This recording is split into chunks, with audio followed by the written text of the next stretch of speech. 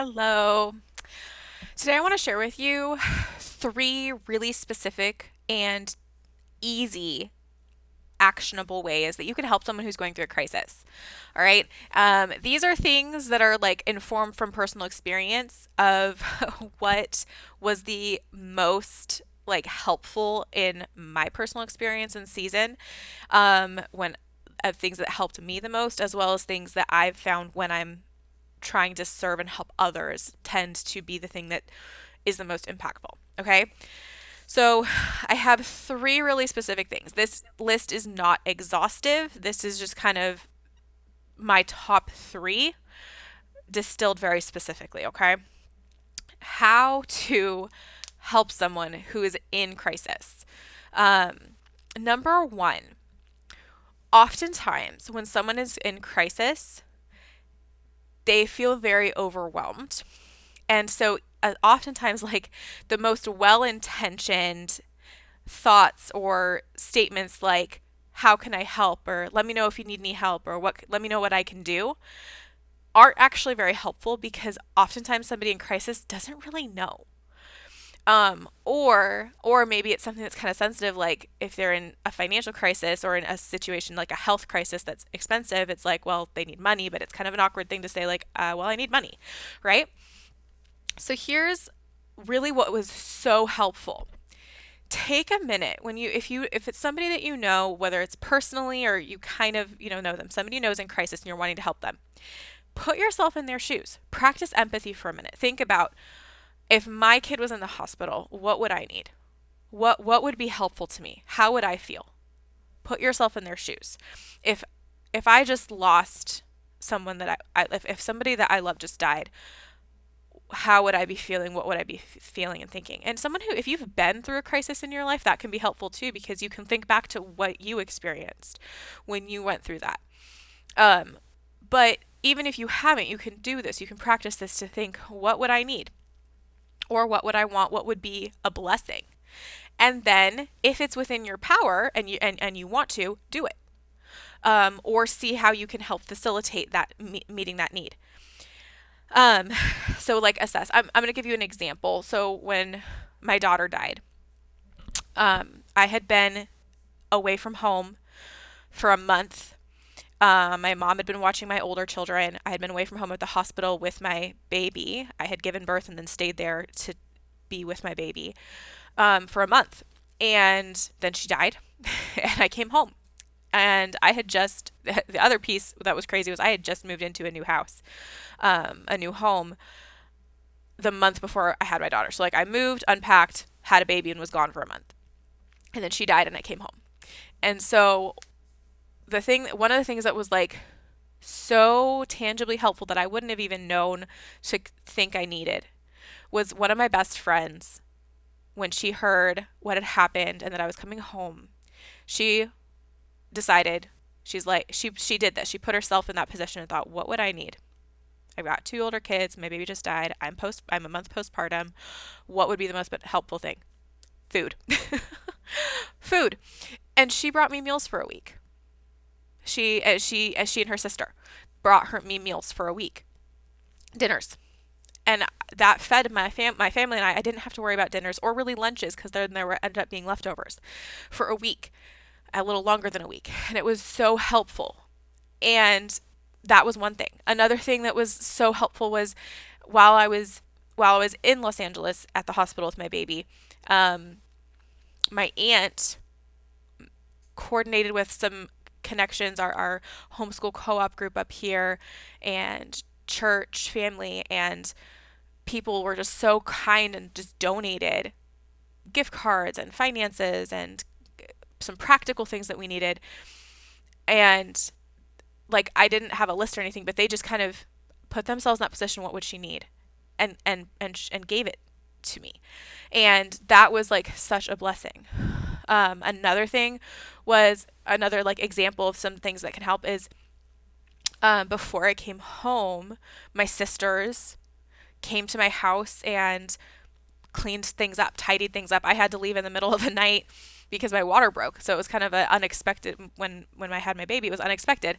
And so my house was a mess and I had to just leave and I was gone for a month. But my sisters came and they cleaned my house and made sure that everything was clean and sanitary and taken care of, right? So those are some like examples like from my personal experience. But it doesn't have to be like, it doesn't have to be money, it doesn't have to be food, it doesn't even necessarily have to be cleaning. It could be, hey, can I run an errand for you? Hey, do you want me to take your kids for an hour while you know, just have some alone time? Hey, can I bring you, some flowers? It really but just tangible, like thinking about putting yourself in that position and thinking, what what would bless me, right? What would bless me if I were in that position, and how can I and think about the person too and their situation, and think about, all right, what would bless them? It requires us to practice empathy, but oh boy, is it so meaningful to someone in crisis to know that somebody's thinking about them and wanting to meet a need. The other thing is when you do offer, whether it's you're offering to bring a meal, whether you're offering to come help clean, watch kids, run an errand, um, bring a card. You can always mail things too, right? You can mail it to them if you have their address. But when it's a physical, tangible thing like bringing food or running an errand or watching kids or cleaning, um, give like a couple of really specific options so that there's flexibility. For example, saying like, hey, I would really love to do this. I would really love to come and clean your kitchen for you. I'm available to do that on this day or this day at this time. Which one of those works better for you? See, with that, here's the deal. When someone who's in crisis is experiencing something called decision fatigue a lot of the times, meaning when you have an open-ended like, hey, let me know how I can help, or let me know what I can do for you. They don't know, they feel overwhelmed because they have so much, they're having to make decisions all the time. They have their normal life stuff that they have to deal with, and then whatever the crisis situation is. And a lot of times it's having to make decisions and figure things out. So by the time that they are done with all of that, they are done. And they have fatigue and they don't know. And so they do need help. They do probably want help and support, but they don't know how to tell you what it is that they want or need. And so when you take the time to kind of think about, hey, what can I do? Like what would bless them? And then just say, hey, I want to do this for you. If that would bless you, here's when I'm available. Here's one or two options of when I'm available. Which one works best? And that still kind of gives them the option to say, actually, that doesn't work for me. Thank you, but no thank you, right? And not to be and don't be offended if they say that. Or it gives them the option to be like, oh my gosh, thank you so much. Hey, Tuesday at 5 works great, right? So that's the number one. That's kind of like the number one, and everything else kind of falls underneath that. I mean, that's really the like number one way to help somebody in crisis is to practice empathy and be really specific when offering. Don't ask the general question. I'm going to tell you right now, that is the like number one thing not to do that does not help and actually kind of leaves people in crisis often feeling like more overwhelmed. The second thing is you pretty much can't go wrong with meals, with food. When someone's in crisis mode, like if you kind of put yourself in that, like, I don't really like, okay, if I was in that situation, what do I want to do? And you can't think of anything like what you might need. You pretty much can never go wrong with food options. Because someone in crisis is often very overwhelmed and has a lot on their plate. And they're in survival mode. And survival mode often means lots of takeout or easy, fast, cheap meals. And so, if you are someone who enjoys cooking, bringing a nourishing homemade meal to someone in crisis can be such a huge blessing. Or if it's something like, you know that they're really, really have a really full, busy day and you're busy too, but you still want to bless them, like send them a pizza or send them a gift card to their favorite takeout or to Grubhub or to DoorDash or something like that. Things like that, like meals, or bring them a frozen meal that they can stick in their freezer and pull out at their convenience, right? Things like that, pretty much always are helpful when someone's in crisis or transition or just in a hard season when people are sick. Like even if it's not like some really big crisis like, oh, somebody died or somebody's in the hospital or, you know, somebody lost their job. It could even just be something like a kind of a mini crisis of like, hey, we've been sick for a month or a week, or like, you know, we've got colds and like, or we're you know, we're sick and like it's not sick enough that we got to go to the hospital, but like we're just home and we're sick, right? Like even something like that, just bring in a meal, right? It can be so helpful, like so helpful, because especially if you're helping, if you're like supporting someone who has a family in crisis, that is, it just helps take so much off of a mental load.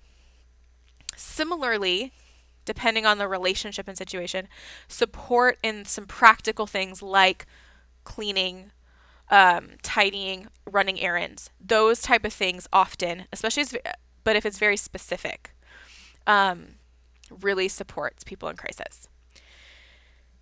The other thing that's so important, so, you know, number one, put yourself in their shoes, practice some empathy, and then make a very specific offer of, hey, I'm bringing you dinner on Monday night. Does that work for you, or would you prefer Tuesday night? Or, hey, I'd love to come clean your kitchen, clean your bathroom, do your laundry for you, whatever. I can come this day or this day. Either of those work for you. Specific. Or, hey, I'm running errands on Wednesday. I'm going to be at this store, this store, and this store. Can I pick something up for you? Etc. Number two, when in doubt, meals pretty much always, whether it's an actual physical, like you make something and take it, or send some sort of a gift card or takeout. Number three, emotional support. Someone walking through a crisis typically feels very isolated and lonely and is experiencing a lot of pain, even if they're showing up really strong. Because everybody handles things differently and processes things differently. But someone walking through crisis often, because this is what the enemy does. When we walk through, when we're in a crisis and when we're dealing with something that's hard and challenging, one of the biggest ways that the enemy tries to steal the joy and the peace that we're promised in the Lord as Christians is the enemy will come in and he will whisper and say, you're the only one who's ever experienced this. You're alone. Nobody cares about you. You don't have any support. You have to go at this alone. And when you're in a really weak, vulnerable spot, it's hard to fight that lie. Sometimes you end up believing it. And so showing up emotionally for someone going through crisis is so important. And what that looks like is holding space for them. Number one, like some ideas underneath that idea of emotional support and holding space. Reach out, check in consistently. Even if they don't respond right away, even if they kind of say like, yeah, oh, everything's fine. Just the fact that you're reaching out and connecting, whether it's through a phone call or a text message or a card, or something like that, helps them know they're not alone and that there is someone. And the more you consistently do that you consistently kind of just check in and see how they're doing, it gives an opportunity for you to hold space for them and maybe help them feel like they have someone that they can confide in or trust.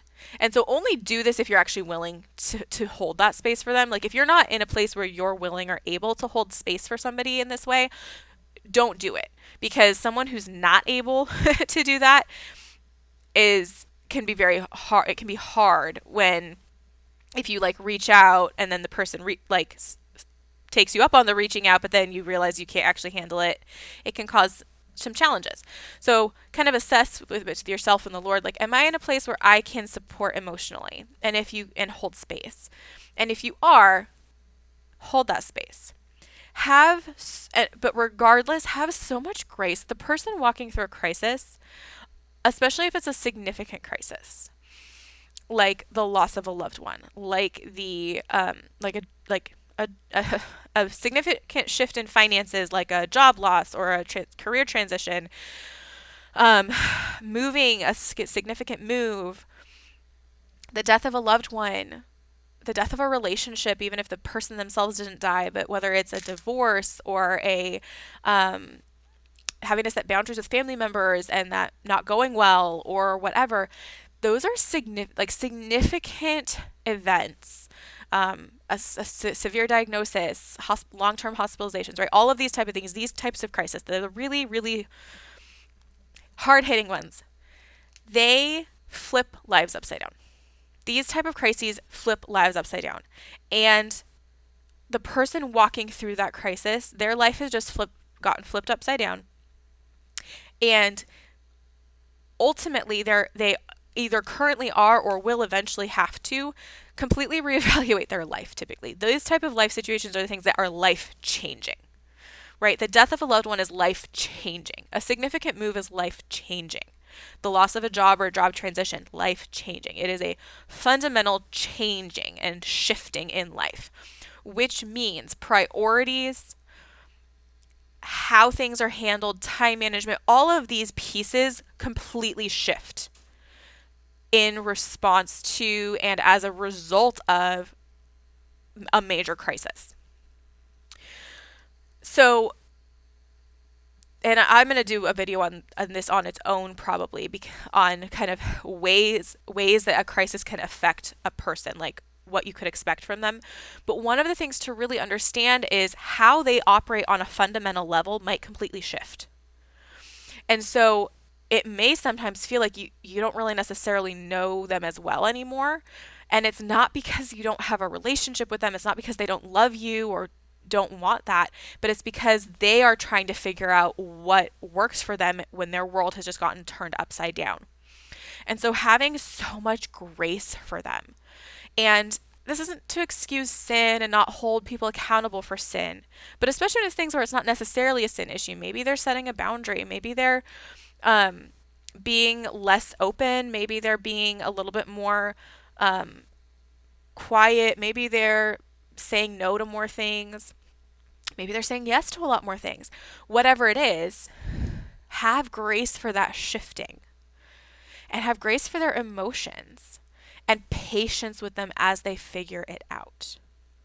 And realize that they are, as a person, in a time of significant shifting on a major emotional, spiritual, and mental level, like who they are, like on an identity core level, is kind of going through like this shift. And when there is a really significant crisis. And so one of the ways that you can really, if there's someone in your life that you really want to support them when they're going through a crisis, hold that space for them. Be a safe person for them where you're not going to judge them, like suspend judgment, even if you don't necessarily agree with their choices, even if maybe their choices inadvertently hurt your feelings. Hold some space and remind yourself, hey, they're going through this. They probably don't even realize. I don't think, they're not trying to hurt me, right? Believe the best. Hold that space for them. Because when someone is going through, like I said a minute ago, when someone's going through a major crisis, one of the biggest lies that creeps in is that they're alone. Is the belief that I'm alone, I'm isolated, nobody cares. And here's the thing too, is sometimes a crisis, especially one that's related to grief, like a loss of some kind, whether it's a loss of relationship, a loss of a career, like a major shift in like life direction, like you were working at pursuing this career and then you totally shifted and it's a different career, or an actual death, an actual physical death. Those type of things often create grief. There's a grieving process, when in those type of situations when there's loss.